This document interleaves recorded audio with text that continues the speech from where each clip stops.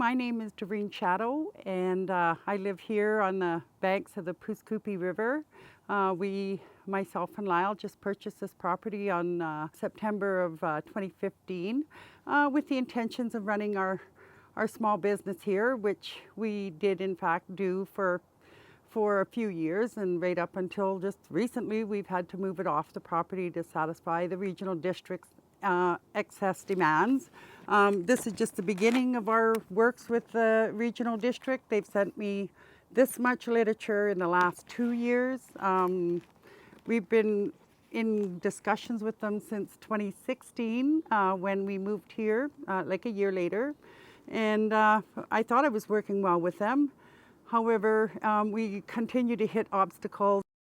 I am an Indigenous woman from this very area, born and raised in this area. This little village is named after an Indian chief, Chief Pooskoopi, and was taken over by a Frenchman many years later. But regardless, the history here is of Indigenous descent.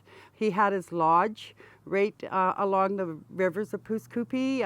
I've had relatives live around here, and I was really proud and happy to be able to call this my home for the last 8 years.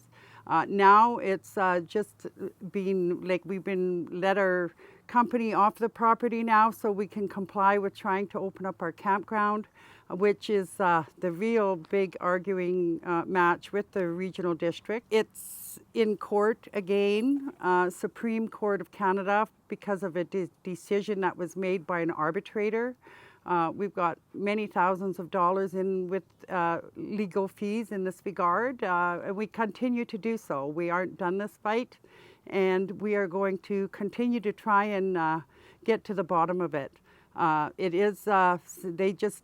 Nobody can really make a firm decision between the ALC and the ALR and the Peace River Regional District. They run us in circles, and they just keep handing the problem over to the next employee who's willing to take us on. And we've been in and out of meetings, and now we're kind of deadlocked because we're in Supreme Court, so nobody can talk about it anymore. It's all being hush-hush in our regard. They don't want nothing to do with us. They've got us so we aren't able to make another move. We want the world to know, and I know we're not alone with this problem.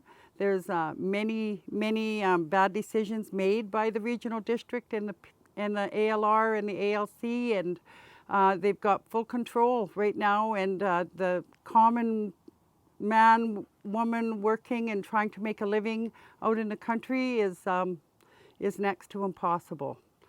They're just making it so none of us are really legal, including many of the staff of the regional district. But that's our plight today.